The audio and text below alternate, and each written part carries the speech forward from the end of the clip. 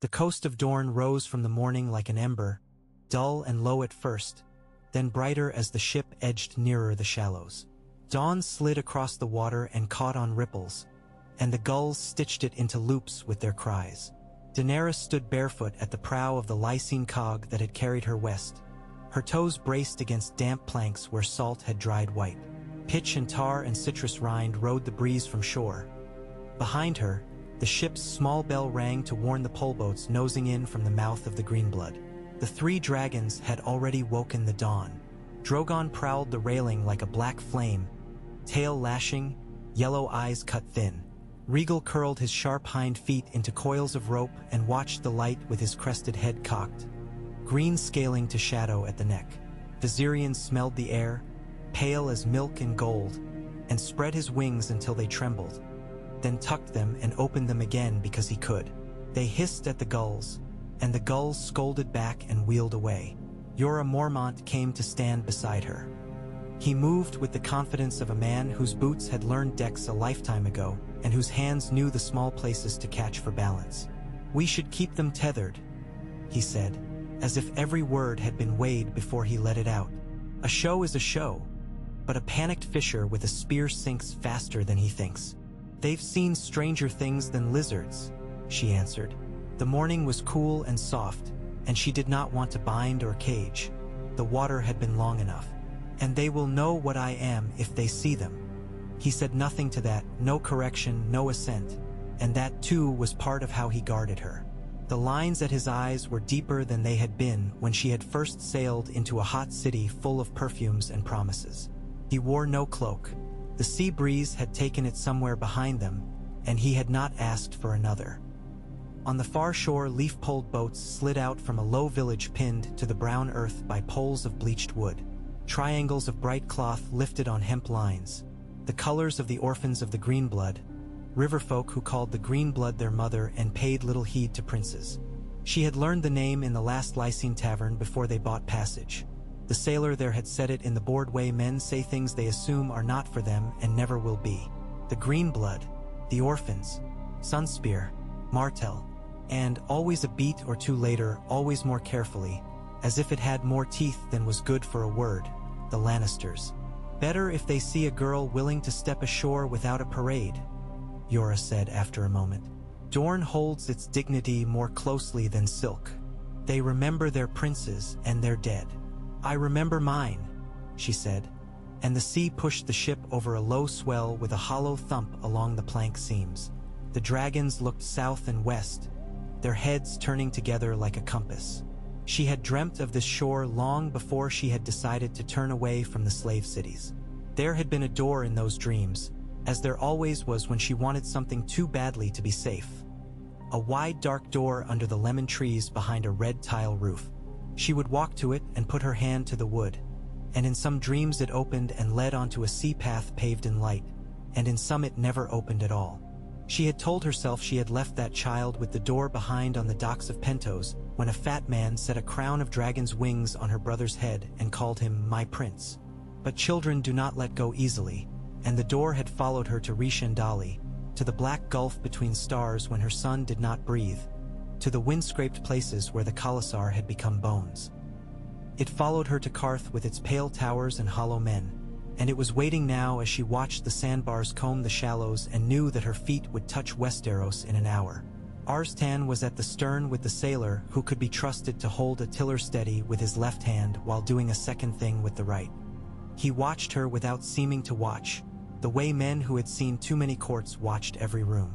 It had taken her days to decide to trust him at all, and even then, she kept her trust like a bird cupped lightly in both hands. Warm, swift, able to fly at the least wrong movement. His hair was as white as old sailcloth in bright weather, and his beard was both too humble and too disciplined for the kind of man he said he had been. He called himself Arstan Whitebeard, and it was a lie with a place carved out in it for truth. He moved like a sword that had been sheathed for a very long time and kept oiled. "Boat," Jorah said, as if she could not see the nearest poleboat lifting through the swells toward them. A man in a dyed green headscarf punting with a pole as long as Daenerys was tall. The man had the relaxed set about his mouth of someone whose river was more mother than mistress and whose sea was an aunt he respected. He called out in a Dornish tongue Daenerys felt more than understood. The cadences bent the words like reeds in a current. Yora answered in the common tongue, and the riverman switched to that easily, continuing to eye the dragons with the kind of reverence men save for storms and taxes. "Green blood is friendly water," the man said, "and the Martells don't chain their guests. But Sunspear wants to know when strangers step ashore. Some strangers more than others." His eyes settled on Daenerys, then on Drogon, whose wingtips had begun to tremble with a hiss like wind through nettles. "We have seen small snakes that breathe a little smoke when a festival is good." He smiled, and the smile was worth more than the words. "These are another kind of festival. Tell your prince," Yora said before she could. "We will present ourselves with respect." The man's smile thinned. "Princes listen to who they will." He dipped his Lu, shifted to avoid the ship's shadow, and sent his boat gliding back toward the row of painted wooden houses that stood up on stilts over the mud. Children ran along a boardwalk between them and pointed.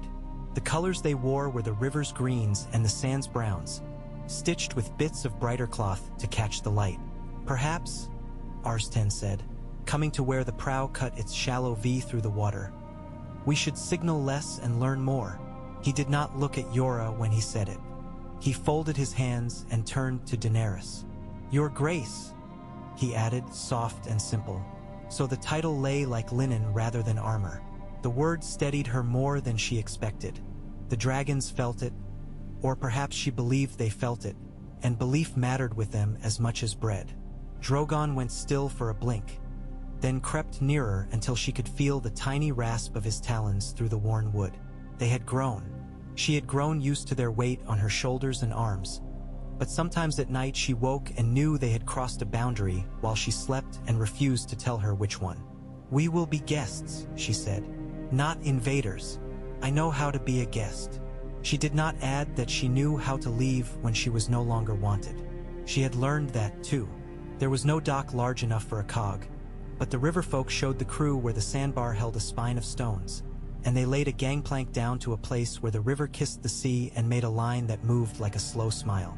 The sailors carried 2 chests ashore as a sign that they understood what hospitality meant when the road led through other people's houses. Yora belted on his long sword, and Daenerys took no weapon at all, though she gathered her dragons and set Drogon across her shoulders and cradled Viserion and Regal against her ribs with the care she would have given a swaddled child. Their heat seeped through the thin silk to her skin. The silk was simple white. She had chosen it because white made people see what they thought they were seeing. Purity, beginnings, surrender. Queens learned to let other people's eyes do half their work. Sand took her feet. It was not so fine as the sands she remembered from further east. The grains were larger, rubbed into angles by wind that had a different history. The river breathed a little flower smell. The sea pressed it flat with salt. The first man to meet them on the wet shore wore no armor. He had the beard of a fisherman and the wrap of a riverman and the patience to stand without moving as Drogon lifted his head and tasted him with an exhalation that curled the hairs on his forearms. "Mother Greenblood watches," he said, and touched 2 fingers to his brow and then to the water. "Some say she is sister to the Mother Rhoyne, who is wide as a plain and old as forgetting. Some say it is the same river with different names. We are her children whether we drink from this mouth or another." He smiled and kept his hands where they were. "You were expected by winds, though not by messages. Come and drink." It was never wise to refuse the first cup. Daenerys stepped forward, and the dragons' necks moved with her. Yora was a presence at her shoulder, Arstan a shadow half a pace behind. The riverman led them to a low table a woman and a boy had set out on the wet sand, lacquer catching light like small water. On it were cups of clay glazed green, and a bowl of sliced lemon, and a jug sweated with cold as if the river had breathed its cool through porous sides. He poured. The water smelled of reed and a little of the clay itself and faint citrus. She drank, tasted clean, and that meant more than most things. The dragons had no use for cups. Viserion lapped water spilled on her wrist. Regal thrust his blunt snout into a shallow bowl. The boy sat down and sneezed. River drops back, startled. Drogon drank nothing and watched everything. "Tell your prince," she said. And it was not the river man she was speaking to now, but the space above his shoulder where she could feel a second gaze from the boardwalk 20 paces away. The gaze of someone not there to welcome strangers but to weigh them. "Tell him Daenerys Stormborn of House Targaryen has come to ask for his peace and his counsel, and that she means to be as good a guest as any he has had." The space above the riverman's shoulder shifted just enough that it became a man with eyes that had seen a spear's aim and a blade's length measured across different bodies. He stood among the orphans as if he were another pole, leaning at an angle that made his size less of a statement, and still he seemed enormous. His beard was brown shot with gray. His hair was kept tight to his skull in a ring with a blunt knife. He had a long axe strapped to his back, and he carried it not like a banner but like a truth. "Areo Hoda," he said, his voice a stone rolled in a palm. "Captain of the Guard of Sunspear, sworn to Prince Doran. There are eyes who tell me things, and they have good sight. Come." He did not bow. He looked at Drogon and did not flinch when the dragon hissed, which was a thing Daenerys had learned to watch for. The brave did not flinch and the stupid did not flinch, and it took time to know which she faced. Yora shifted to put his body into the space where steel could come, and Arston's movement was too small to name yet. The orphans watched with curiosity edged with that laughter that belongs to children and men who know you bleed the same color they do. "We don't come to burden your prince," Daenerys said, "only to speak with him, if he allows it." "Princes allow what they intend to allow," Areo Hoda said, and for the first time his mouth softened slightly under the bristles. "And sometimes they allow what water and wind allow. My prince is patient. His patience grows fierce when pressed. He will see you if he sees prudence in it." He looked at her directly now. That in itself was measure. "Walk," he set the pace, long but not unkind. They left the boardwalk and its painted houses and followed a path along the shore where the river's mud gave way to hard-packed sand. Then to scrub where there were plants she did not know by name and plants she did. Hardy spears of a thing that would be thorned if one was careless, low-bubbled succulents, a white flower that grew in a loose ring like a necklace dropped on the ground. Children ran ahead, then back, then ahead, circling the dragons until the dragons got bored with them and decided they were not food. Sun rolled up over the low dunes. Sweat found her spine and slid there. She did not complain of heat. She had been forged in a hotter place. "They will want stories," Areo said, keeping his eyes forward. "Even when they have no time for them, they want them. Stories are for weighing. What you say and how you say it. What you leave out. The bones of a story fit into different skins. You will need to choose the skin." "I have no wish to play at stories," she said. He snorted like a horse. "Then choose the truth you can live with," he said. "There are many truths." Sunspear rose at last, not as a single spear but a knot of buildings grown out of a root of rock. Walls the color of desert earth and towers that caught sunlight in different angles like facets. Flags moved on some of them with the wind's breath. The Martell sun and spear blazed red and orange there. A water gate opened to the river that ran to the sea. A skiff waited for them at a small cove. The man who held its moor thin, with a scar across his mouth that had never been matched by a surgeon's needle, stood until Areo nodded at him. He looked at the dragons and then at Areo again, and his face settled into acceptance the way small stones find their places between larger ones when a stream moves through them. They crossed to the water gate. The dragons did not like the echo there, stone bending the sound around them like a bowl cupping a voice, but they did not fight. They had learned that a hiss at the wrong moment earned them a tap on the snout and a stern word in a language no one else spoke to them. The courtyard beyond was cool, half in shade. Citrus trees grew there. The fruit was pale green yet heavy on the boughs. A fountain whispered. 3 sand colors of lizard fled the shadow of Areo's boots and hurled themselves under a tile with the same faithfulness she had indoors. Prince Doran Martell did not come to meet her in the outer court, and that was right. She had not expected it. When Areo led them by a side passage and up a ramp that had been made for wheels, not feet, and into a long room where the world outside was framed by hanging shutters that could be drawn against the worst heat. She understood more of him than the stories had told her. He was waiting in a low chair with an ottoman and cushions arranged with care that spoke of pain. He was a heavy-bodied man with a face that had learned to put gravity on and keep it, with sad eyes that did not apologize for their sadness. A tray beside him held a glass that sweated like the jug had done, and a bowl of sliced lemons and a dish of olives cured deep and dark and wrinkled a little where salt had savored them. "Your Highness," Daenerys said, and bowed with all the respect that could fit into a bow given in heat and after a walk on sand when her throat still remembered water. "Your Grace," he answered, and the voice was a scholar's voice, the kind that could sit in a corner and follow a line of thought longer than a road through steppe. He did not rise. He looked not at the dragons first but at her. His hand, the left, lay under the glass as if to steady it. The right lay loose, ringed perfectly still.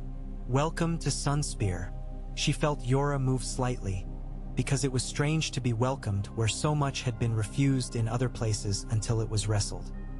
She felt Arstan become very still, and that stillness was a better guard than a bluff display would have been. The dragons smelt Prince Doran and tasted the cool and the faint ache that hovered like heat thunder in the room. Drogon put the tip of his snout to the air and drew it in and made a low sound that was not hunger.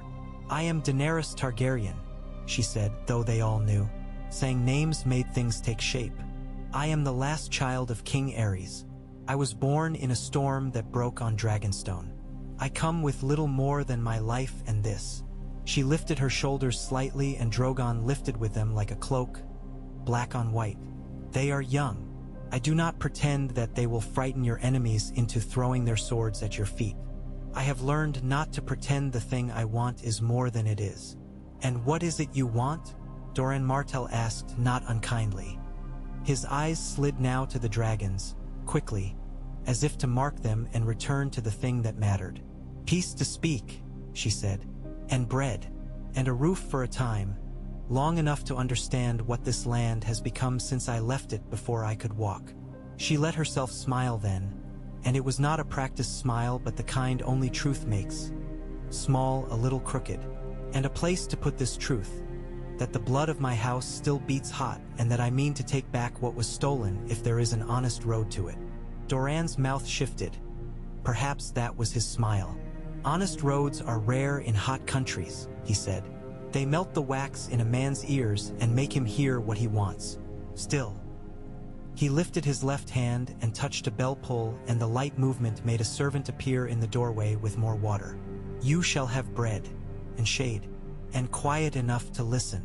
He leaned back and adjusted his leg on its cushion and winced. "You shall have patience.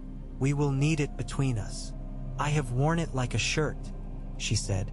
"Then it should not itch," he said drily. His eyes moved at last to Ariohoda. How many eyes saw what they saw? Enough for every house along the green. "Lud to have a story by sunset," Ario said. Doran looked neither pleased nor displeased. "Chapter and verse," he murmured, and Daenerys did not know whether he spoke of the rumors or the counter-rumors. He would set among them like goats among thorns. Then louder, "This is my daughter Arianne." A woman had come to the door while they spoke and stood there as if the door had been made for her to complete it. She put Daenerys in mind of sun on seawater, warm, blinding if stared at, able to hide depth right under your nose. Arian Martell moved into the room like a cat that knows all the places to sit where light makes its skin richer. She bowed, but her eyes did not lower long. She took in the dragons with a small inhalation that daubed color high on her cheekbones. "I have heard that lizards sometimes spit sparks when a festival is good," she said, "but I have not seen a festival like this." She looked at Daenerys, and her mouth softened into a grin that lived just this side of mischief. "Princess, Queen, which should I call you today?" "Daenerys," she said, because she did not wish to wear the heavier name until someone else placed it on her tongue where it would taste like iron and old oaths. "Daenerys, then," Arianne said, and her voice laid the syllables down like silk. "We will feed you. My father feeds even those who do not like him. It makes the disliking gentler. Some days, She turned to Ario with an easy intimacy that said she often did so. "Do you suppose your axe will be bunked with a dragon tonight, Captain?" "I suppose my axe would prefer a wall," Ario said. "But it will take the dragon if the wall is soft." Ariane's grin turned to laughter. It was not the brittle forced laughter of a court taught to obey. It carried a little dirt from the garden and a little pepper from the kitchen. Daenerys felt herself wanting to smile back and was moderately wary of that. She did not come here to be friends, though she would be glad for friends if there were truth in them. Arstan took one step forward and bent himself in a bow that was more courtly than Yora's. "Lady," he said, and for half a breath his voice was a memory rather than a present. Ariane's head tipped as if to catch it. They fed her in a long open room where strips of shade lay across the floor like dark cloth. Flatbread warm from the oven, olives, a pale cheese that had a rind like old leather and a heart like cream, figs split and laid open, little fish fried until their bones could be eaten with salt. The dragons learned quickly that little fish were delicacies perhaps designed for them by gods they had not previously met. Viserion finished first and chased a fig across the tile with a satisfied clacking of small teeth. Regal sat very still between bites as if he were listening to, or memorizing, the taste. Drogon refused fig and ate fish as if he were eating errands meant to take him elsewhere as soon as he finished. Arianne sat near enough to ask questions without making them questions. Doran sat and watched how the questions went through Daenerys and came out. Yora stood against a pillar where he could see every door. Arstan talked very little, and when he did, it was of the river and the way sand grains changed a man's gait if he walked long enough on them. They did not say Lannister until the second jug of water was half empty. They did not say Baratheon at all, because there were several Baratheons and it was never wise to set names too quickly into a meal. They did not say Stark or Tully or Fry or Tyrell, but all these moved under the tablecloth like cats. Later, when Daenerys and her small party had been led to cool rooms where sheets lay like a promise and where the shutters had been built with the kind of carpentry that is also philosophy, she stood with the dragons and let them climb where they wished. Viserion hung from the shutter like a pale bunch of grapes for a moment and chittered softly. Regal crawled onto a bench and flattened, tilting his head to watch a woman across the courtyard rinse a basin in the fountain. Drogon took her shoulder and the curve of her neck and then climbed to the lintel above the door and pressed himself there, immense in his smallness. Arstan stayed in the doorway as if the door had adopted him. "You did well," he said. "I ate bread," she said. "I drank water. Those are the first wise things a ruler learns to do," he said. "The unwise learn how to give orders before they learn to listen to thirst." She looked at him. "You have served other rulers," she said. "Were they wise? Did they listen to thirst?"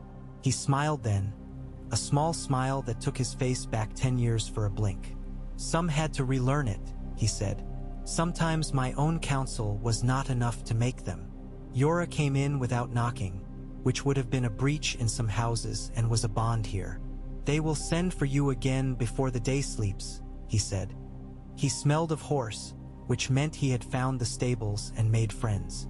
"I went to the walls. The banners fly, but the men on the walls wear their swords low. Dorne is not a castle waiting for siege. It is a room waiting for a conversation no one wants to be first to start." "What do you think he wants?" she asked, and the he did not need a name. "Time," Yora said. "He wants the river to bring him news without his having to fetch it." "And you?"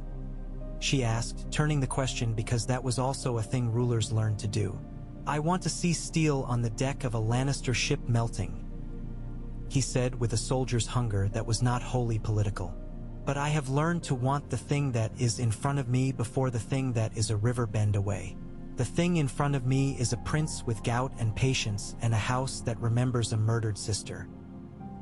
He gave her a look that was a touch on her hand without touch. "They were promised to you once. In another life." She had heard that story half a dozen ways. That the Prince of Dorne had once meant for Elia's children to be linked to her house by more than the blood they had already shared. But dreams crack. The hinge breaks. The door that would have been swings toward a wall. "We will wait," she said. "We will sleep. We will see who can still whisper the truth after sundown." It took less long than they had expected for Doran's messenger to return. Perhaps the river had been in a mood to bring news quickly. Perhaps patience had thinned under the day's heat. The messenger was a thin man with dust on his sandals and white scars on his forearms that told an older story. He simply said, "The prince wishes to speak in a smaller room," and led them through a corridor that had carved niches where animals and leaves had been asked to live forever in stone. The smaller room had an open window that looked onto a court of water. A coolness came off the dark square of pool. Lantern light had not yet been lit in the taller windows beyond, but the color of the room was already the color of evening. Doran sat under an arch, his leg propped. Arianne sat on the arm of his chair like a daughter who had not forgotten that her father was also a prince. Areo stood where a pillar and a wall met and became a thing that would be hard to move. Daenerys stood opposite them with the dragons making a slight triangle of heat around her.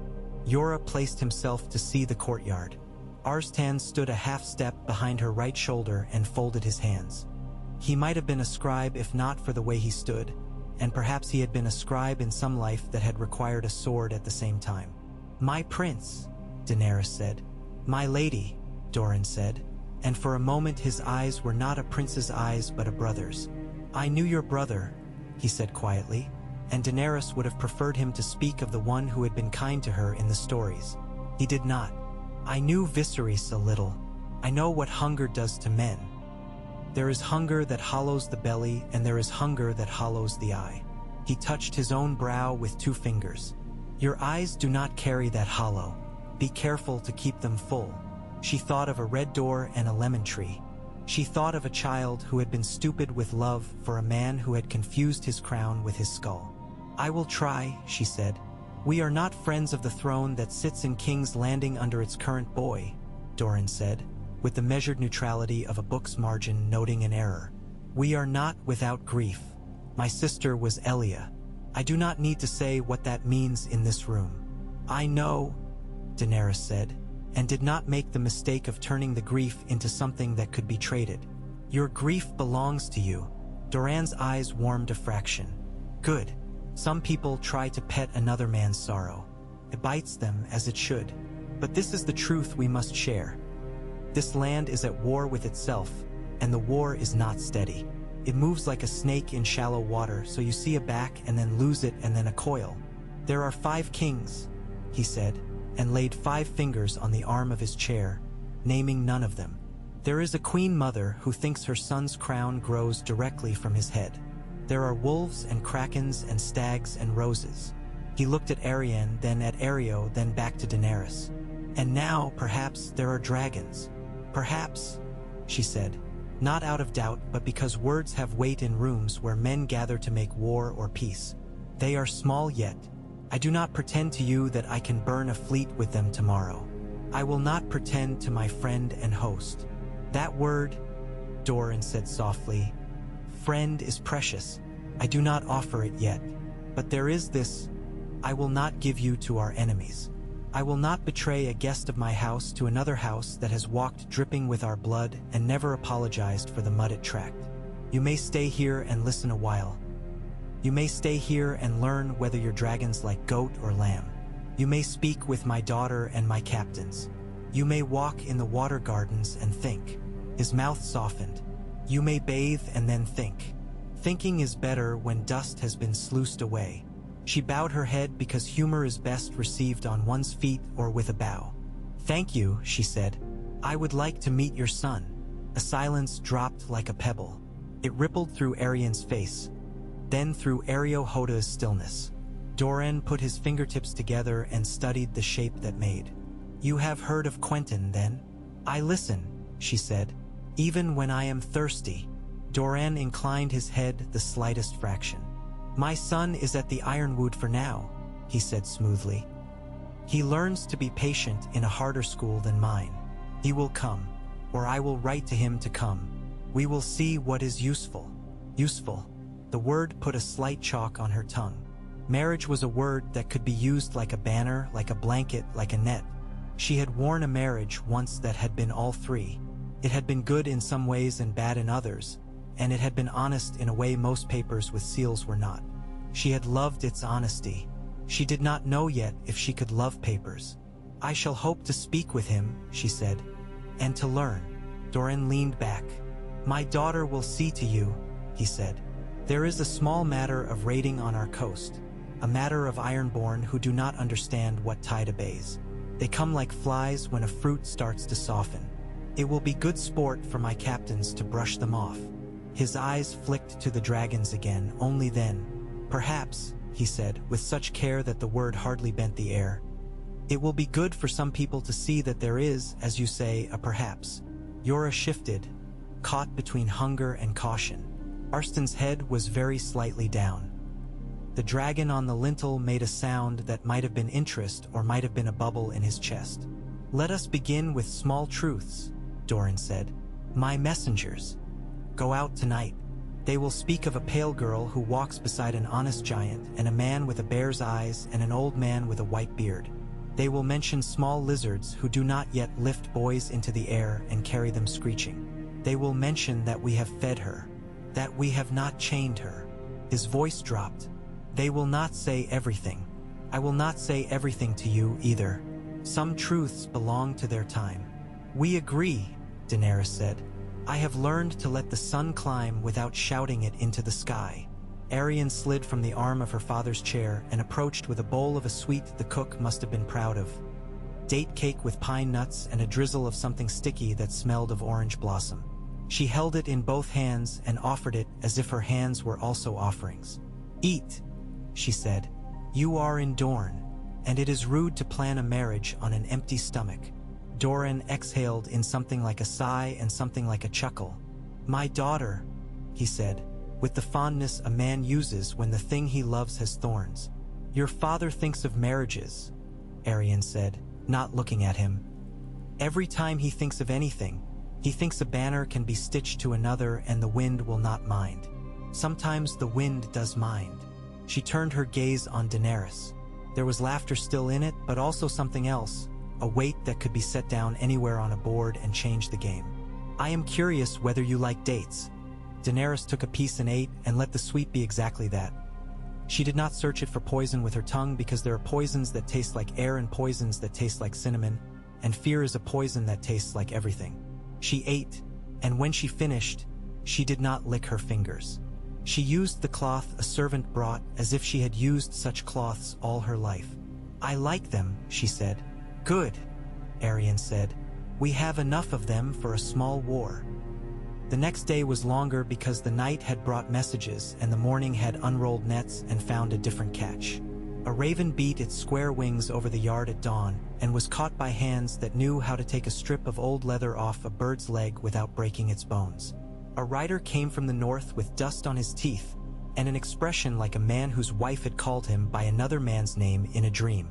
The water in the fountains moved and made patterns that were not the same as the day before. Daenerys felt the air change around the house, and her dragons felt it. Drogon woke twice with a low thrum in his throat, the sound he made when he wanted to burn something that was not yet in the room.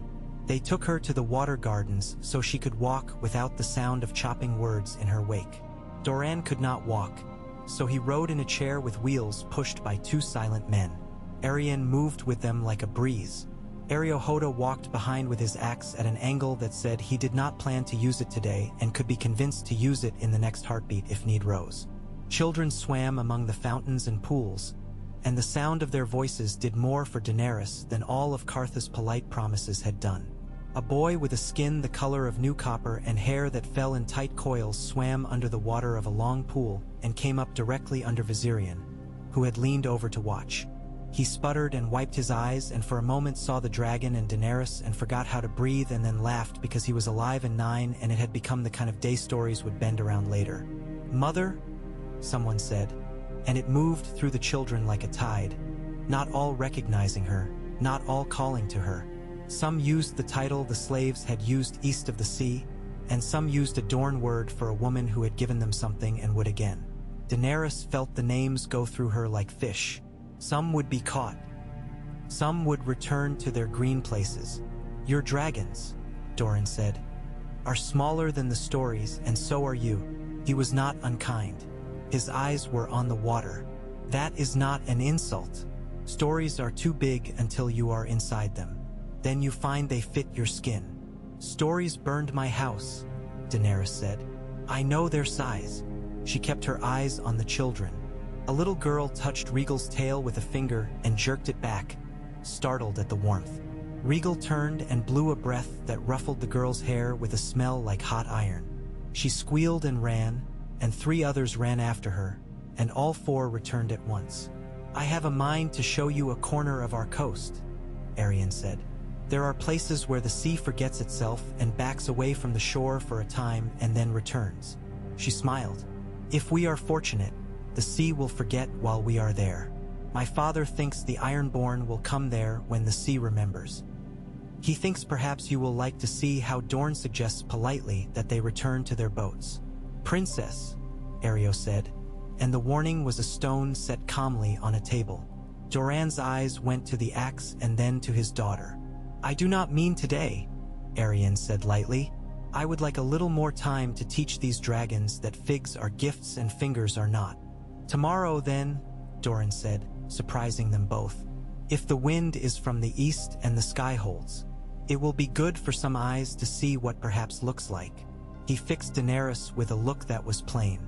Do not burn them unless you must. Flames draw other things. If there is a better way to learn the coast's curve today, find it. I do not burn people to make a point, Daenerys said. I am not my father. This was the first time she had said that name here. It did not echo. Doran inclined his head as if she had set something in the center of the room that he had been expecting. No, he said. You are another person entirely.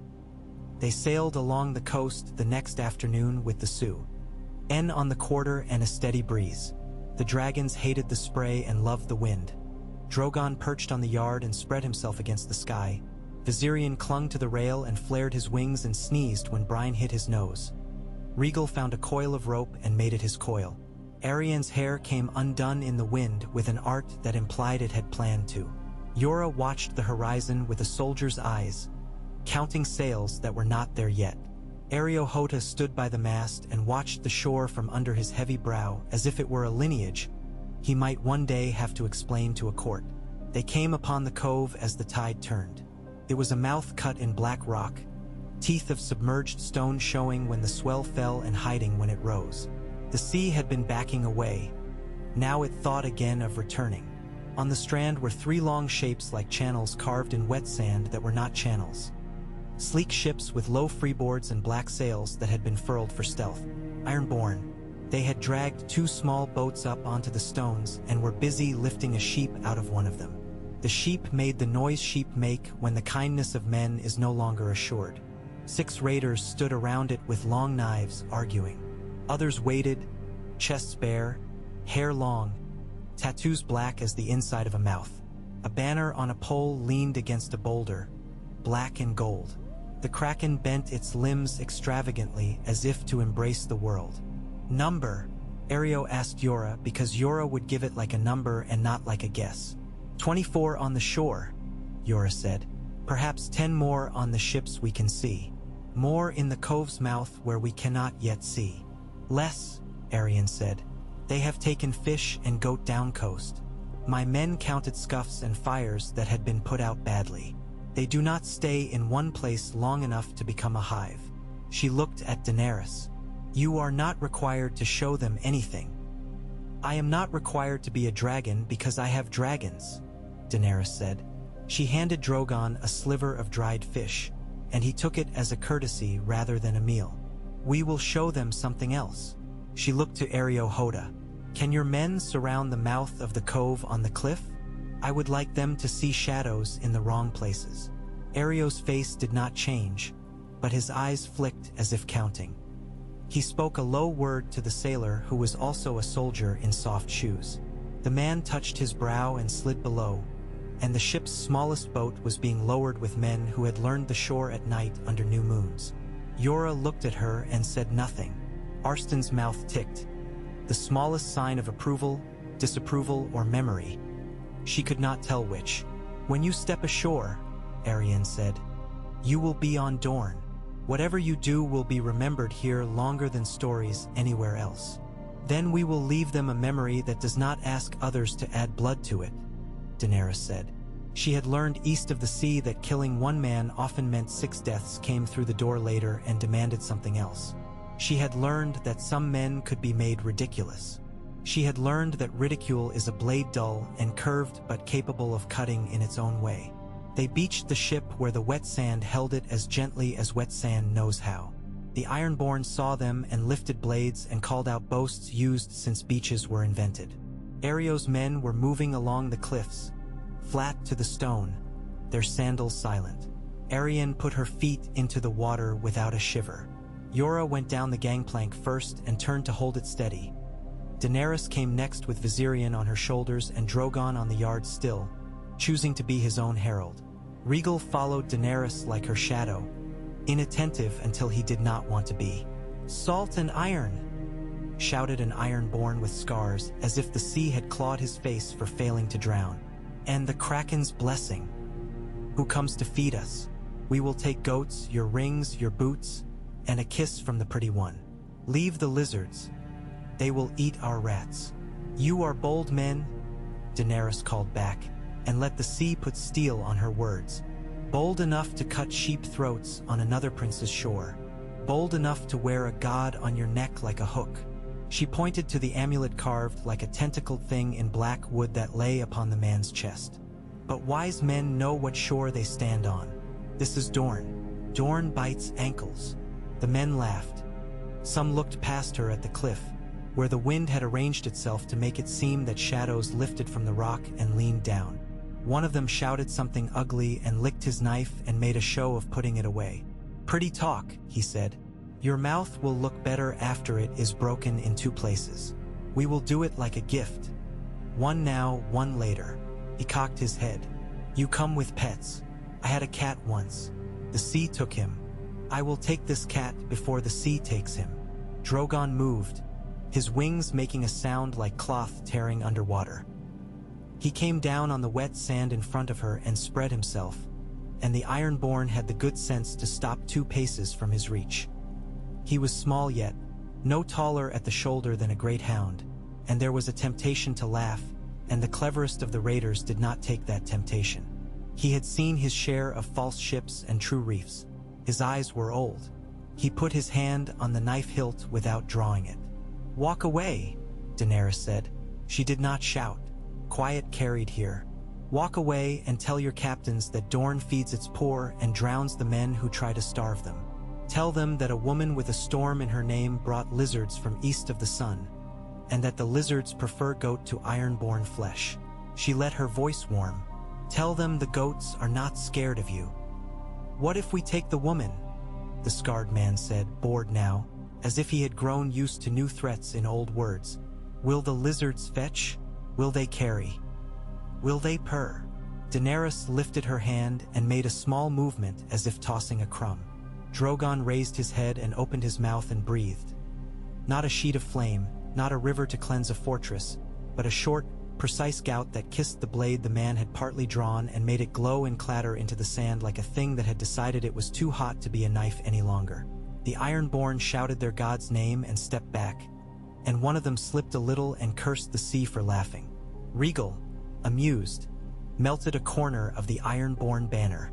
Viserion set fire to the sheep rope 3 feet from the sheep and watched as the sheep, now unbound, went scampering up the strand and into a clump of scrub. The raiders stared at their cut lines and their smoldering pride, and the sheep becoming less of a prize and more of a lesson. On the cliff above, Ario's men stepped forward just enough that the wind took their cloaks and made shapes unnerving to men who had expect to see rock. Arianne laughed out loud in delight. It was not cruel. It was clean. "Walk away," Daenerys said again, and this time the quiet of it did not carry defiance but simple instruction. "You look like the kind of men who know when a tide turns. It is turning. Go. Put your burnt flag in the bottom of your boat. Wrap it around your ankles. Learn something when it itches." The Ironborn older one spat on the sand and nodded at the younger men to gather their courage up where it had fallen. They did so with bad grace, which is the only grace men like that know when a woman has told them the true thing they already knew. One of them lingered and looked at Drogon with a hunger different from hunger, and then looked at Daenerys. He would tell lies, and those lies would grow like mold in damp bread. He would be the one whose lies others would eat, and they would sicken on them. That is how it works. She watched him go all the same and did not order his throat opened. The dragon watched him too and remembered. Their sailors cheered as if a city had been taken. Ario's men dropped to the sand at the cove mouth with the satisfaction of a simple thing done well. Arianne walked to the blackened knife and prodded it with the toe of her sandal and shook her head. "Men and their toys," she said. "You may have just saved us a dozen small wars up and down this coast." "I may have started one," Daenerys said. "Do not be so generous," Arianne said cheerfully. "They start themselves like bad songs when men drink bad ale." She turned her face to the wind. "It will be all over the sand tomorrow. There will be a girl and a dragon and a rope that broke because it was more in love with the sheep than with the hand that tied it." She laughed again at the sheep nosing the scrub. "And how do you suppose the goats will tell it?" "The goats will not tell it," Hoda said. "But the men who guard the goats will tell it better than the men who tried to steal them."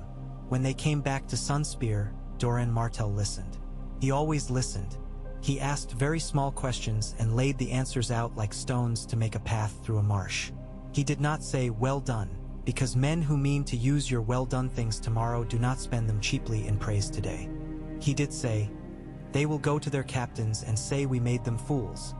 And his mouth smiled not at the Ironborn but at his daughter, who had been the one to suggest the cove in the first place. "Your messengers," Daenerys said. "Do they reach the north?"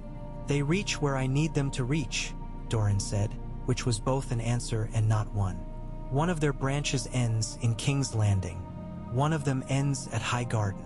One flows into Old Town where the Citadel sits and counts things. One is a trickle through the stepstones. One runs along the green blood, though people drink from it before it reaches the mouth." He looked at her. "What would you have them say in the north, Daenerys Targaryen?" She thought of a boy with a dire wolf and a crown he did not want and a mother who loved him fiercest when he forgot he was her boy and pretended to be a king because he had to. She thought of a man with a hard mouth and a fire in his priestess's eyes. She thought of a boy king who called himself Lion and had never hunted anything more dangerous than his mother's disapproval. She thought of a man with sea in his veins and an eel in his heart. She thought of gardens with too much honey on the flowers. "Tell them," she said, "that a woman with a storm behind her has landed in Dorne with 3 small dragons. Tell them she came not to change banners on towers, but to ask for bread and news. Tell them she burned no one, and that perhaps makes her dangerous. Tell them she is listening, so that they will shout," Doran said, not unpleased. "Yes." His eyes were steady. "And what will you do when they shout?" "Decide whose shouting is use," she said simply, "and whose shouting is fear." Arstan bowed his head at that. Yora's mouth tightened with approval he would never make a parade of. Arianne leaned back and looked between her father and Daenerys, and something like delight and something like suspicion moved across her face and then faded. Hoda shifted his weight to his other foot. When night sank hot and slow over Sunspear and the torches painted small moons on the glossy leaves, Daenerys walked alone in the courtyard beneath the citrus trees until alone was not alone. A woman in a gown that left her shoulders bare and her intent covered came to stand opposite her with her hair unpinned. Could only be Arianne. "You plan with the care of a woman who has no one to spend," Arianne said. "You do not throw lives as if they are coins." "I will have to," Daenerys said. "Men with crowns will not always walk away because a sheep ran into a bush at the right time. Some battles want blood and will not be satisfied with laughter." "You may find that Dorne likes you," Arianne said. "It is strange and a little rude when a place likes someone before knowing the things she sleeps on or how she eats soup. But it happens. Dorne is a heat that makes some wines richer and spoils others. My father will suggest use. I will suggest pleasure. You may have both if you are careful." "Careful," Daenerys said, and smiled because the word had been both a chain and a charm for her. "Would you like to know what the dragons are called?" "I would," Arianne said, and came a step closer as if names were smells to be leaned into. Daenerys named them, and Arianne tasted the names out loud and made them her own and did not laugh. "Would you like to know what I am called when the shutters are closed?" Arianne asked then, still smiling. "I would like to know what you are called when you do not wish to be a princess," Daenerys said. "We might need each other's real names one day." Arianne's smile changed. It went softer. "I have not told many," she said. "I am called Trouble." She laughed when Daenerys did not blink. "I am making a joke. I am also telling the truth. I have been called worse," Daenerys said, "and better, and nothing." "I do not think you were ever nothing," Arianne said, "even when a man told you that you were." They stood under the lemons then with the night playing the leaves like coins in a bag. The smell was clean and merciless. Viserion and Rhaegal came down to drink in the fountain. Rhaegal, cautious as if water might become fire at any moment. Viserion, greedy and splashing. Drogon, not at all, because he had found some higher beam from which to judge the world and would not be called down until the world did something worthy of his judgment. Elsewhere, a man with a scar across his mouth lifted a tankard and laughed too loudly at a jest he had not heard, and then leaned close to a shorter man with a narrow chin and whispered a rumor about lizards and a woman's hair and the way rope burned when it no longer wished to be rope. The shorter man nodded and paid the scarred man not in coin but in attention, which is sometimes more dangerous. He took the rumor and broke it in half and sent one half north and one half west and kept a sliver like an odd coin for his own pocket. Elsewhere, a man with half of his gods newly lit in his eyes stared into the fire and saw a queen with shadows that crawled and shook his head as if to put her away and could not. Elsewhere, an old man with milk-white eyes lifted his head in a drafty tower and whispered a name and smiled a smile that hurt his dry mouth. In the days that followed, Daenerys learned the heat and the light of Dorne as one learns a body, where it gives, where it does not, where a hand can be placed, where it will be bitten. She walked the markets of Sunspear and learned that the best figs are bought from a woman with one tooth and a laugh, that the man who sells knives has a son who plays pipes so sweet even rats lay their heads down to listen, that a boy who was once a cupbearer to a lord in the marches now sells salt fish because the lord went to war and did not return with his cups. She learned the narrow alleys where men rolled dice with too much hope and the wide road of the plague years where no one built again because bones still remembered beneath the sand. She sat with Doran Martell in cool rooms and listened to the sound of fine sand hitting the shutters when the wind turned. He spoke to her of the way coins become armies when pulled through the right hands like beads. He asked her who she would be if the north bent its knee and the west did not. He asked her what she owed to cities in Essos that had fed her, and what she owed to men in Westeros who had bled for a house she had never seen except by torchlight in her head. She discovered that thinking with him was like walking in a cloister where the echo taught you to hear your own voice as if a stranger had spoken it. She sparred with Yora in a yard where the dust was soft enough to forgive a fall and hard enough to mark each step. He went slower than he might, then faster than she expected, then slow again to teach her to read the truth, not the rhythm. He taught her to carry a short spear because her arm was not long enough for his long sword. He taught her to never step where a man gave her a step, because sometimes he gave it to take her pivot foot. He taught her to watch a man's trunk, not his hands. She never learned to like the weight of a helm. Arstan told her stories all the while without telling her why his stories were always of things he had seen with his own eyes. He spoke of kings whose swords had names and of kings whose swords had none and cut as clean for that. He spoke of a boy who offered bread to a beggar and learned the beggar's name, and then learned he had given bread to a lord in disguise and learned to be ashamed of kindness only when it went unthanked. He did not say why he smiled at this or why he frowned when men said Joffrey's name. Arianne showed her courts where women ruled men by saying nothing at all and courts where women put their feet on tables and men were glad of it. She showed her a room where girls laughed at the thought of princes and another room where a woman wept into her dress because a prince had never once been kind to her. She showed Daenerys a dance and asked her to learn it. Daenerys learned the steps and missed the point and then learned the point and found the steps followed. They drank a little wine one night and Arianne asked her if she had ever loved someone who did not know her name. Daenerys said yes and realized that she had. When Quentyn arrived, he came like a man who had walked 3 miles too long and did not want anyone to know it. He had Doran's careful eyes and Doran's mouth, less practiced. He knelt, and she told him not to with more kindness than she had planned. and he rose gratefully and dusted his knee and did not know what to do with his hands. He was not beautiful, and Daenerys had learned not to value beauty except when it was a weapon. He had hands that looked like they would hold something and not drop it. "My princess," he said, and then stumbled. "My lady. He flushed. "Daenerys." "Quentin," she said, and his name was an honest name, thick and plain as a plank. "I am pleased to meet the son of a man who has fed me." He nodded. He had prepared words. He had forgotten them. He found 3 of them.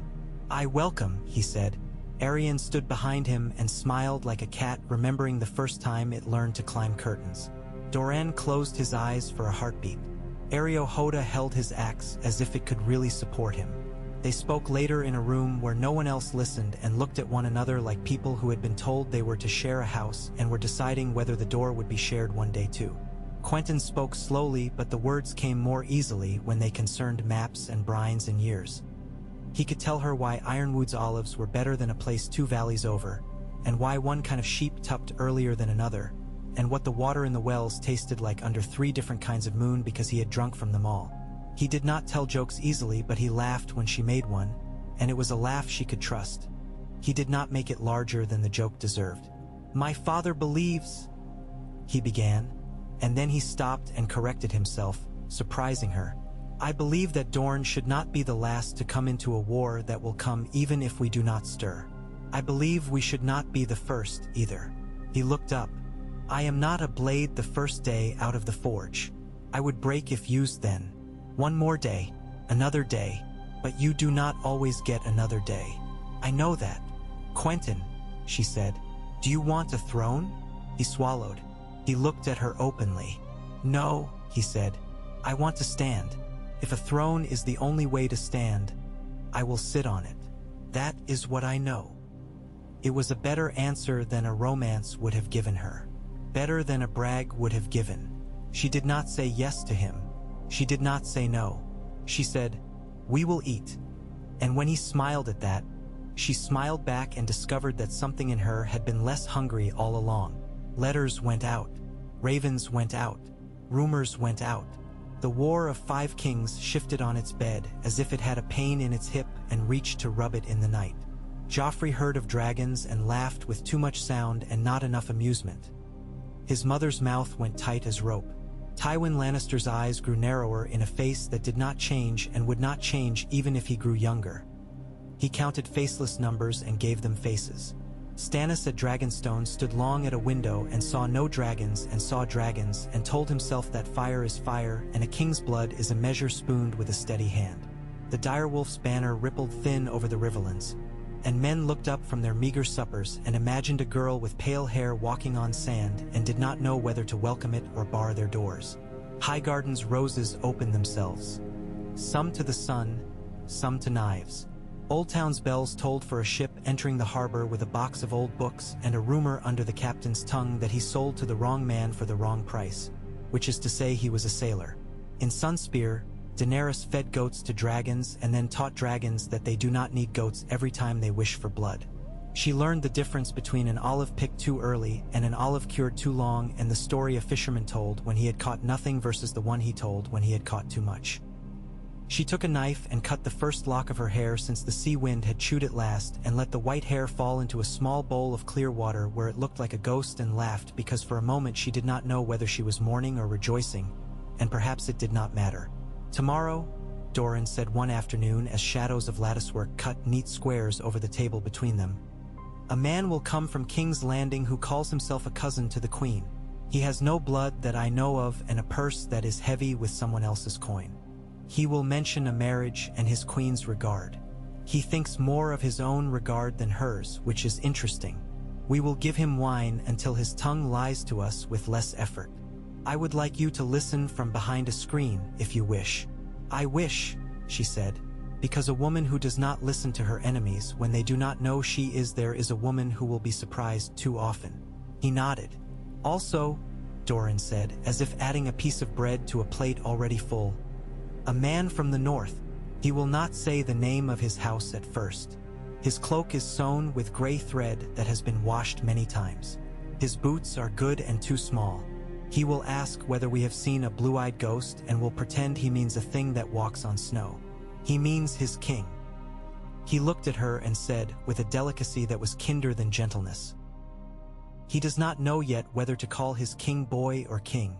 Doran lifted a slice of lemon, squeezed it into his water and watched the cloud bloom and then fade. What will you say to a man who comes thinking of wolves?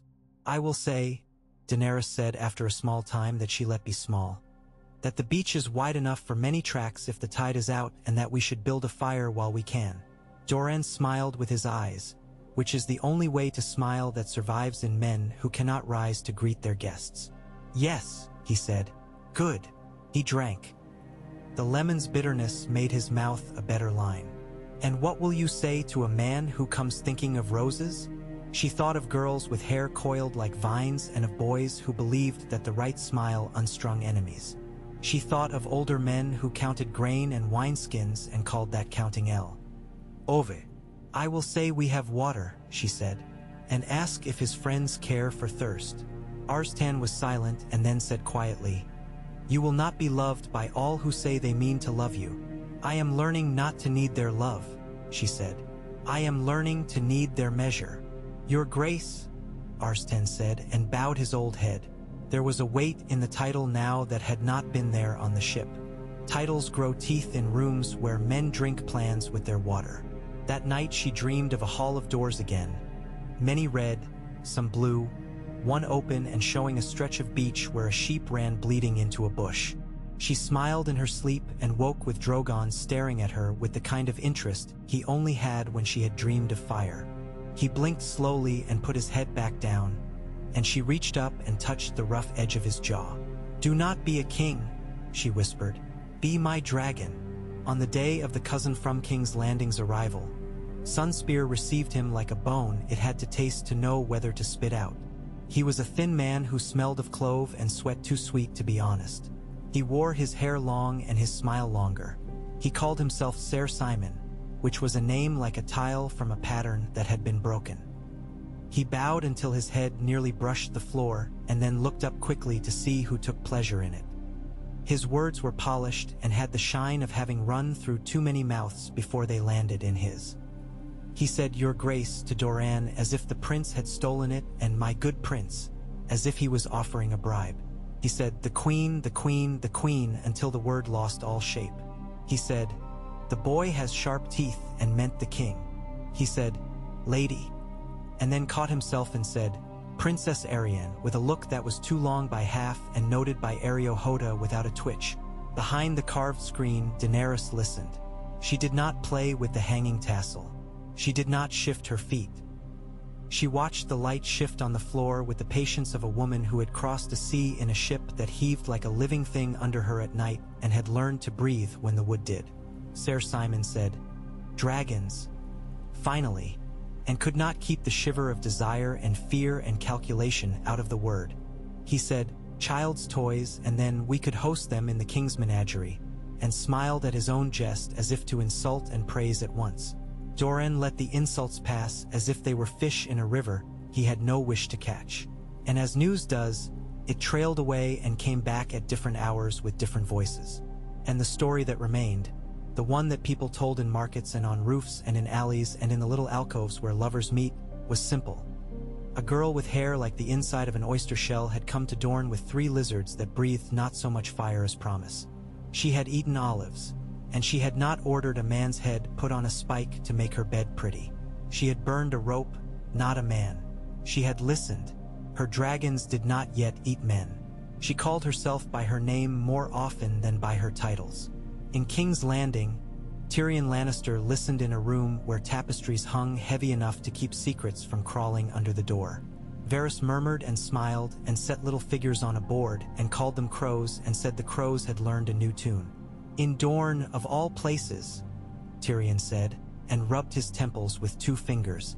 Well, that makes several things more interesting and a few things more dire. He poured wine and did not drink it. My sister will burn half the city because fire is the only answer she hears when she screams the question in her head. Father will count. I will try not to be the meat crushed between their teeth.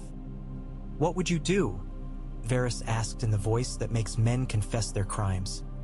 If you found yourself with 3 small dragons and a welcome in a hot house and the blood of half the storybooks in your veins, sell the dragons, Tyrion said promptly, and buy a castle with a deep cellar for my wine and a bed with sheets that do not smell of murder. Then wake up and realize I have no buyers, poor wine, and a bed set over a pit of scorpions. He placed the cup down. I would wait, and I would listen, and I would pick the least bad man and pretend he was my friend. He looked up, and I would be very careful of ladies who wear sunshine like a dress and smile with their eyes. Wise, Varys said, as if he were discussing the weather. Dangerous, all the same. At Dragonstone, Melisandre saw a shape like a girl with hair lit by a forge standing on sand, and behind her 3 shadows that grew and shrank and grew again. Another light, she told Stannis, whose mouth had sunk set into his face like a man who had bitten a bit made of iron. Another light going out to meet the night.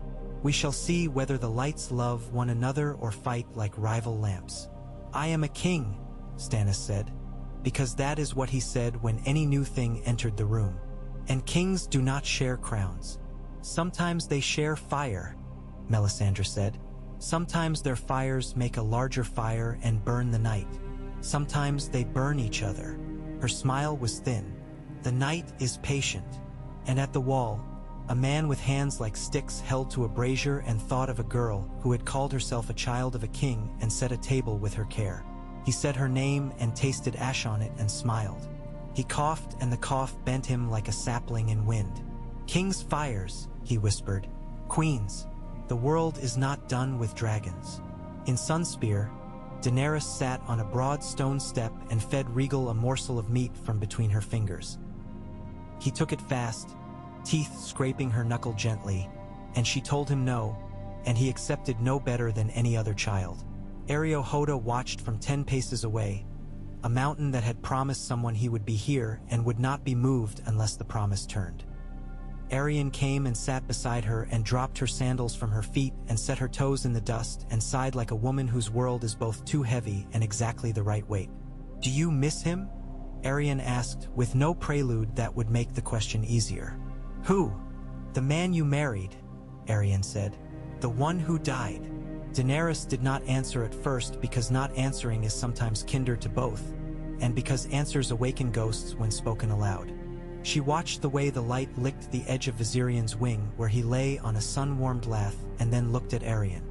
I missed the man he taught me I could be, she said. He was cruel to others. He was not cruel to me.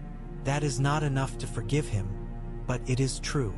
Arianne leaned back on her arms and stared up into the white sky until it put water in her eyes. Most men are cruel to someone, she said at last.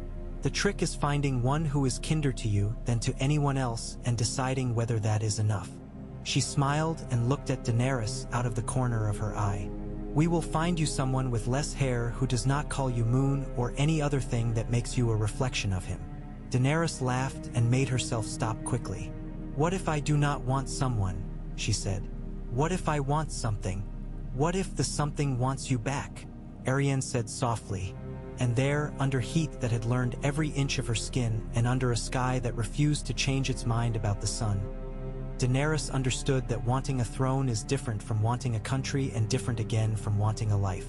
She would be asked to choose and asked again and asked always to show the palm of her hand to see what lines lay there. She would not show her palm. She would give what needed giving and keep what she chose to keep. When the wind turned and brought a smell of dust, Doran's messenger brought messages in his sleeves and under his tongue. Letters from a lord in the Stormlands with a name that tasted like sea, asking if Dorne's hand would take his and strike at a lion. A slip of parchment from a woman in the Reach written in ink diluted with water until the words were pale and secretive, offering a flower and meaning a knife. A message from a man who named himself the third son of a second son of a Riverlands house, asking Dorne to bend its knee to a boy wolf and promising honesty in exchange for friendship, which is to say promising honesty until it hurt. Here, Doran said, placing them like stones between them. A crossing. If you place your foot here, it slides there. If you jump there, the stone is slick. He smiled. Some crossings are made by men who run, some by women who stand until the water drops. We will stand, Daenerys said, and while we stand, we will teach my dragons to fly farther and return when called. She lifted her hand, and Drogon turned his head where he lay on the wall and watched it with the intensity with which he watched only food and enemies and her face. "Do not make a fool of me," she told him quietly. "Not today." That day he did not. He took the air in a burst that startled two doves from their sill and scared a servant into dropping a dish that did not shatter because it was well made. He circled once, twice, a tight spiral, then widened and widened again. A smoke-dark testimonial written over Sunspear in strokes that could be read by men with their heads tipped back and mouths slightly open. He came back to her arm because she had called, and he had not yet learned to disobey when she told him a thing with that voice of hers that had survived storms and kings and a city where promises were bought by men who never planned to deliver. She stroked the hinge of his jaw and heard Yora exhale, and did not turn to see the look on Arston's face because some things deserve to remain one's own, even in front of men who will one day tell you a different name in a different room. Night. A feast that was not a feast because only 10 sat and the plates were simple and the conversation was saltfish and bread and not boar's head and illusions. Doran spoke of a man named Oberyn with the fondness of someone thinking of an old quarrel he had never wished to win. Arianne sang half a verse of a song about a girl who visited a waterseller's tent in a storm and learned that thirst is another word for hunger. Hoda told no story and listened to all. Quentyn asked Daenerys where she had learned to feed a dragon from her hand without losing a finger, and she said, "From a man who knew how to feed horses and did not care that the horse might become something else." And Quentyn nodded as if that was exactly a thing one might learn. And through it all, the war turned somewhere else like a big fish in depths where light could not go, and men woke in tents and listened for the sound of one less breath and then slept again, and women in keeps counted candles and wondered whether the light would fail. The night smelled of salt and ripe fruit and the faint, metallic scent of dragons asleep. Daenerys closed her eyes on her pallet and thought of a door. The door did not open. It did not need to.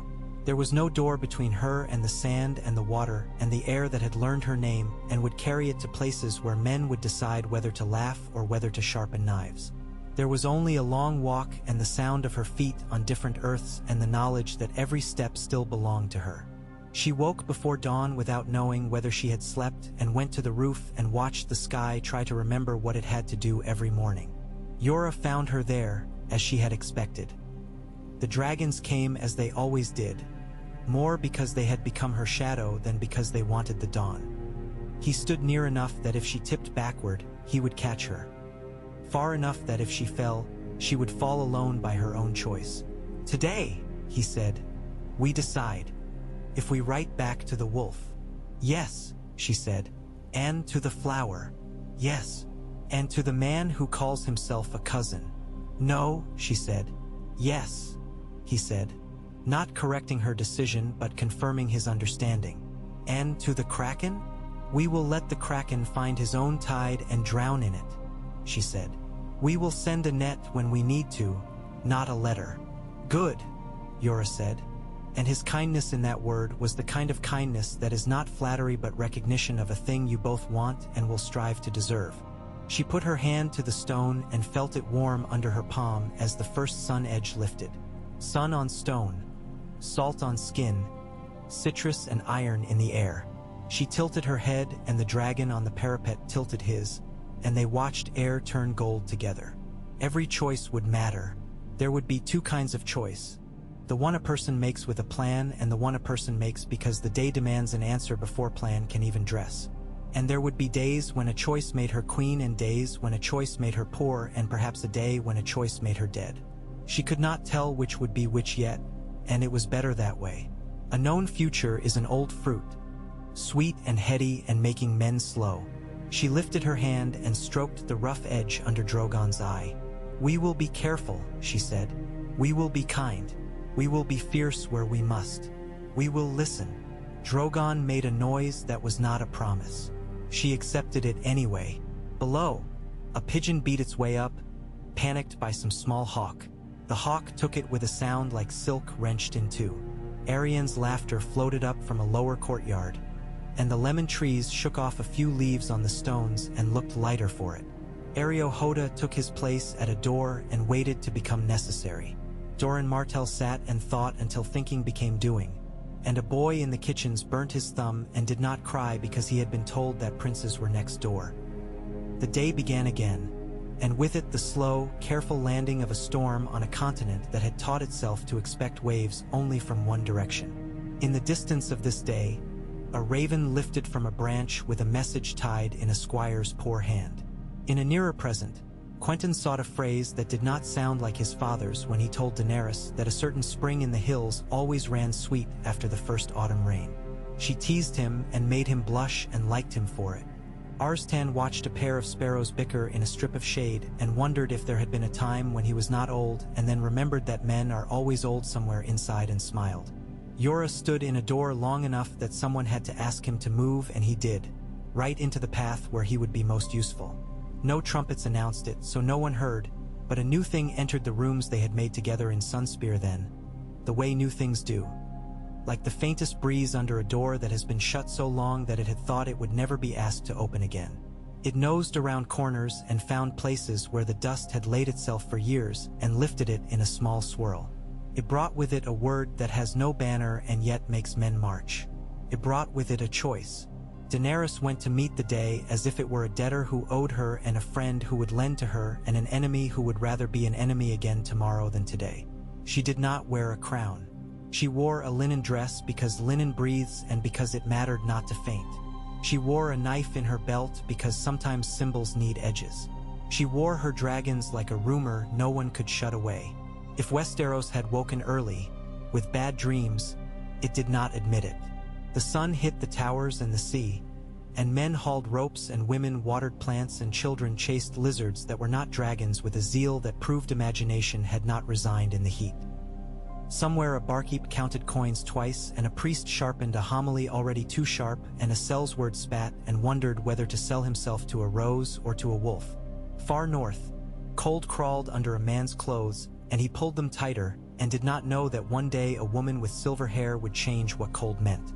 And the War of the Five Kings, final wordless judge of the use of human lives, shifted again in its sleep, irritated for a moment by a girl who had not waited to be invited to the banquet of it, and settled with a grunt, and in the settling left a space that had not been there before. A space that smelled of lemon and smoke and clean water and the iron tang of choices that had not yet cut.